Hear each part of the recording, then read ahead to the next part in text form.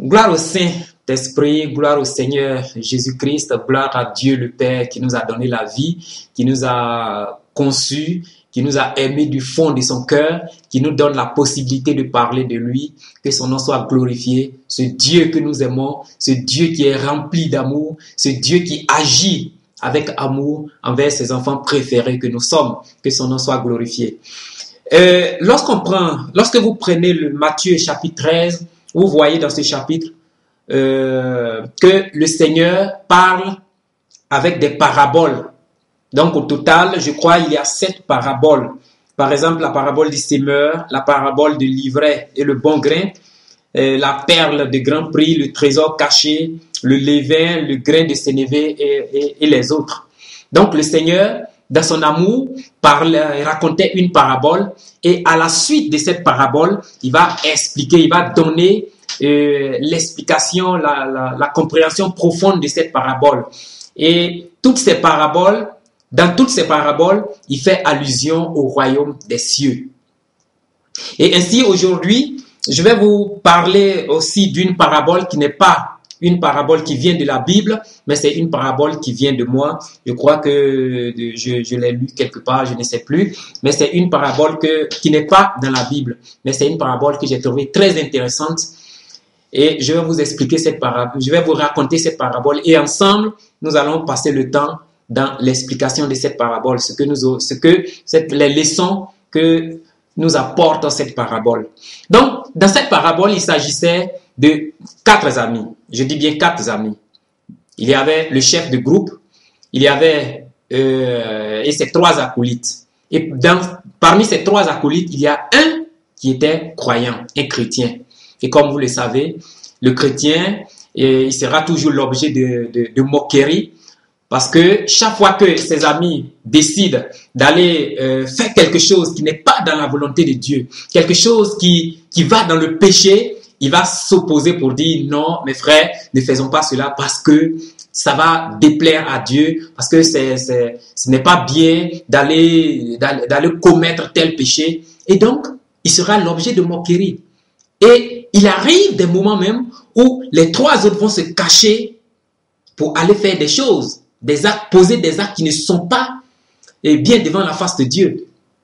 Parce qu'ils se disent toujours, ah, celui-là, si tu lui dis ça, si tu lui dis que nous allons faire telle chose, c'est lui, l'ami de Jésus-Christ, il va vous dire, non, telle chose n'est pas bien, c'est lui qui connaît les histoires de la Bible, c'est lui qui connaît les versets bibliques, tout et tout ça. Donc, il arrive des moments où les gens se cachent.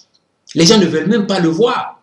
Mais, il aimait quand même parce que de temps en temps, il les sortait des moments difficiles.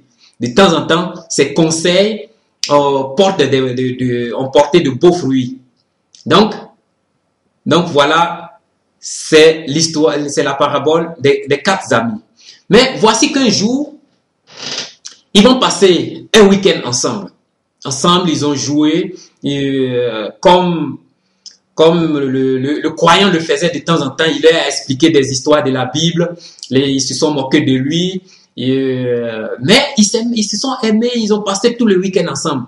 Mais voici que le lundi, le premier jour de travail de la semaine, voici que la police débarque dans la maison du chef de groupe. Et on l'accuse d'avoir violé une jeune fille le week-end. Chose surprenante. Les choses vont aller très vite. On va le traduire en justice. Et comme c'est normal, il va faire appel à ses 3 autres amis parce qu'ils ont été ensemble. Il va aller vers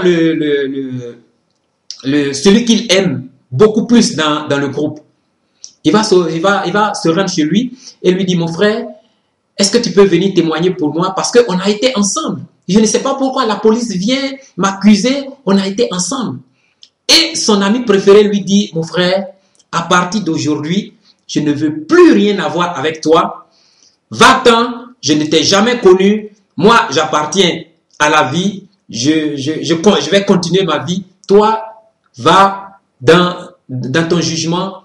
Et en tout cas, je n'ai plus rien à voir avec toi. Notre ami est surpris. Il se lève, il ne sait plus ce qu'il doit faire. il se rend vers le deuxième, le troisième ami. Il se rend auprès de lui, il lui dit, mais mon frère, est-ce que tu peux venir témoigner pour moi parce qu'on vient de m'accuser faussement? Et son ami lui dit, mais c'est pas un problème ça, nous sommes des amis.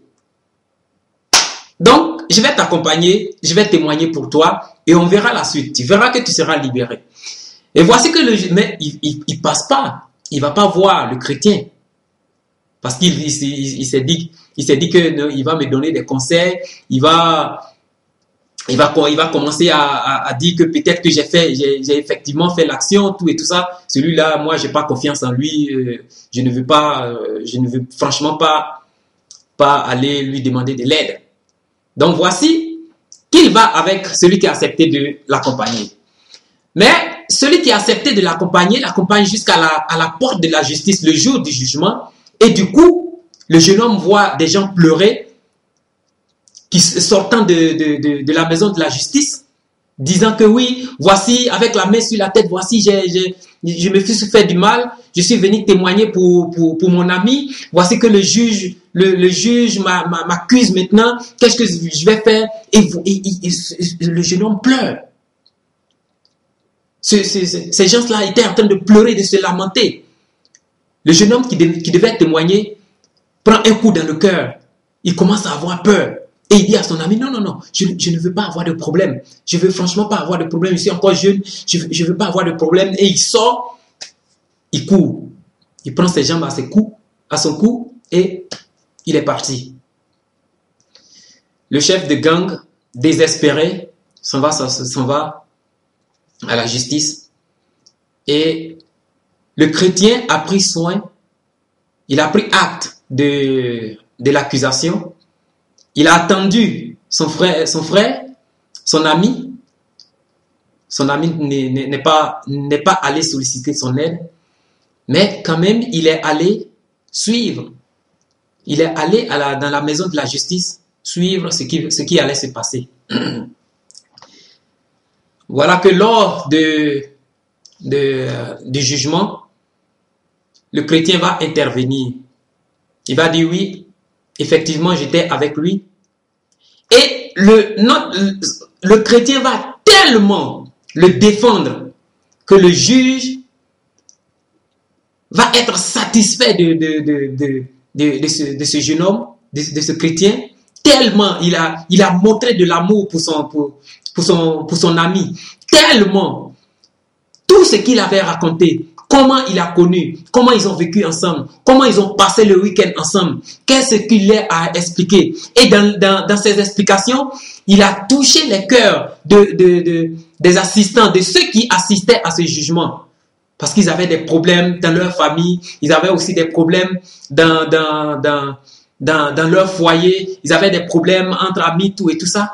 Et le chrétien, parlant dans l'explication, il avait parlé de l'amour de Dieu. Il avait parlé de la sincérité que tout le monde devait avoir. Ça les a tellement touchés. Le juge avait tellement été touché qu'il a libéré le chef de gang. Et le chef de gang est venu, le chrétien est venu prendre son ami. Il a dit, tu vois, tu n'es pas allé me voir, mais par amour pour toi, je vous ai toujours parlé de Dieu. Je vous ai toujours parlé de Christ. Je vous ai toujours parlé d'un sauveur. Et c'est ce sauveur qui m'a mis l'amour dans le cœur. Cet amour que j'ai montré aujourd'hui envers toi. Voilà, tu es libéré. Va. Quelle est l'explication? Voici la parabole. Quelle est l'explication de cette parabole? Il s'agissait de 4 amis. Avec une accusation, une fausse accusation. Du chef de gang. 2 de ses amis vont le refuser. Vont refuser de l'accompagner en justice. De l'aider. Mais le chrétien, qui était sujet aux moqueries, qui était rejeté de temps en temps, c'est lui qui va témoigner pour son ami et son ami sera sauvé. Qu'est-ce que vous comprenez par là?